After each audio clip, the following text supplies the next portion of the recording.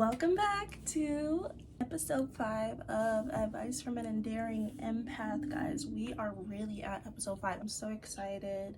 I feel like I'm getting more comfortable in front of the camera. How are you guys? I'm genuinely asking, like, how are you? Wow. I'm doing well. Thank you for asking. I'm just kidding. And we have some amazing questions, and thank you so much for whoever's tuning in. So let's get started. First question. So someone asked, what's a favorite motto you live by that's helped you get through tough times? My favorite motto, and I always say this one, but my favorite motto is rejection is redirection. And I know firsthand, how that feels. There are things that I've really wanted and I didn't get, and I kept repeating to myself, rejection is redirection, rejection is redirection. And guess what? There was something bigger and better for me around the corner. So rejection is redirection is an amazing motto to live by because it changes your perspective. Yes, I didn't get what I wanted, but everything happens for a reason, and God, the universe, whoever is looking out for me. So that's my favorite motto to live by. Someone asked, focusing on staying positive in hard times. That's a tough one because it can be so difficult to stay positive when, you're feeling like things are just not working out for you or things are just negative. And when I'm going through tough times, like recently, I've kind of been a little down about something, and one thing that has kept me staying positive is knowing that what's for me is for me. I'm always saying to myself that things are always working out for me because in actuality, in retrospect, they actually do always work out for me. I guess just having faith and hope and knowing that things are always going to work out no matter what. I know it's hard, but as long as you stay positive, everything will be okay. And even if you don't stay positive, that's okay. But just know and have that thought in the back of your head that this is happening for a reason. And for what reason, we don't know, but it's happening for a reason. I really hope that answers your question, but know everything's gonna work out. Okay, someone asked, next question, how to know if I'm rushing into a relationship. Well, as someone who's rushed into many relationships, if you know me, well, if you're close to me, you'll know that I've rushed into some things, moved way too fast. But from what I've learned from those relationships, how I was able to tell that I was moving too fast is, first of all, when you're just meeting someone, I don't think there should be any talk about marriage between each other, having children, things of that nature. I think that just should be off limits, and I think I come from a society where all of us are just trying to move fast in these relationships, and the best thing you can do is get to know a person because we really don't know these people, and that's why we date, because dating is right before a relationship, and when you're dating, you're getting to know that person's ins and outs, flaws, strengths, all of that, their life, their family, how they grew up, things of that nature. Really analyze how things are going. If you're rushing into a relationship, the best thing to do is to move slow, because sometimes when you rush into a relationship, then that's when things get a little chaotic. The best thing you can do is just slow down, live in the moment, take it date by date. One thing that has helped me with dating is really just taking the dates as they are. I'm living in the moment, I'm in the date. When I go home, that's just it. I'm not overthinking. When I see them next, we have fun, we're cool, I go home. That's all it is. It's just a date, Try not to overthink so much. So I really hope that helps, and just take it slow. If they like you, then you're good. And if you like them, then you guys are good. So just take it slow. Lip gloss break.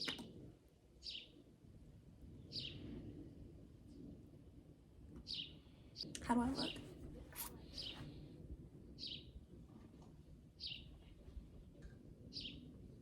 Good. Thank you. All right, next question, guys. Someone asked, how do I deal with self-conflict? I find myself having constant mental battles in regards to weight loss and food. Part of me is like that logical voice that says if you're unhappy with your body, then lose the weight and do more exercise and do something about it. Then the emotional part of me is saying to accept it. How do I balance both? Well, that's a great question. I'm a fitness girly. I've mentioned that in my previous episode.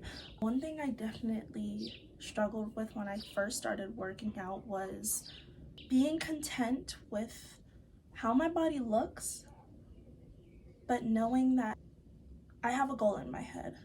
Really look at yourself and say that, you know what, I'm beautiful in every single stage that I'm in, right? You are. You're beautiful in every single stage of your body. Your body looks good in every stage. But I want to work out, you know? I want to be more fit. I want to be more toned, but I love my body. Because what you're doing is, yes, you want to go to the gym, and there's nothing wrong with wanting to evolve and upgrade yourself. There is nothing wrong with that. But also being content with how your body looks, because at the end of the day, your body is your body. And knowing that you are beautiful in every stage, whether it's working out, whether it's not working out, you're still beautiful. So that's how I've gotten better with balancing my self-image along with being physical. And it's knowing that my body is beautiful in every stage. I'm content. I genuinely am with my body, but I also love going to the gym. And I know I want to upgrade my look. I want to evolve, but I still love my body. And that's how, you know, I would handle it. Making sure to take the time to show some love to your body and be grateful that your body is doing what you want it to do, you know? Some people aren't able to work out as they want to, but you are. And, you know, try to take that into consideration and be mindful and grateful of all the great things your body does. You're beautiful no matter what. So I hope that helps. Next question, how would you say I start embracing the failed relationships, opportunities, and learn to let go from the past? Always used to struggle with moving on. I lived in the past. Without all of those situations not working out or opportunities failing, things of that nature, I would never be where I am today. Never. I really had to change my perspective on how I'm viewing past situations. Yes, they didn't work out. Yes, I really wanted them to. We have to embrace both the good and the bad. Because of course the good is amazing, but without the bad, where would you be? And of course, we don't want to go through those bad things. We don't want to go through the trauma. But to some extent, it has shaped us into the amazing human we are. How do we learn without the downs? We couldn't learn from the good things that have happened. We always learn from the downs because those are lessons that are being taught to us. You are greater because you've learned from these failed situations. Failure is a part of success. I'm sure we've all heard that, and it definitely is. And it took me a while to grasp that concept. Remember that life is amazing during the ups, but there are lessons that are presented to us to shape us into better people, and we are able to evolve and grow. So I really hope that helps you. This is the last question of episode 5. Let's get to it. So someone said, I moved on from my male friend and I see the difference in the other male I'm seeing. Advice. When we're moving on in relationships, the last thing you really want to do is compare your past relationship with your current relationship, because then you're finding all these differences and, oh, he does that, but this one doesn't do it, or he does this one didn't do that, you know?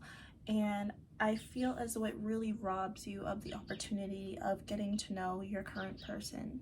My advice to you is to really focus on the here and now and be mindful of the person you're spending time with, you know? Don't focus on what they lack compared to your previous relationship. Focus on where they thrive, you know? Find the great things in them. That's the beauty of moving on. You meet new people. Everyone's different, you know? No one's the same. We might have similarities, but everyone is different. So really focus on being in the moment in that current relationship and getting to know that person for who they are. So I hope that helps. And if you would love to send in your dilemmas, you can DM me on Instagram at SageTheMinds, or you can submit your dilemmas through the NGL link in my bio on Instagram at SageTheMinds.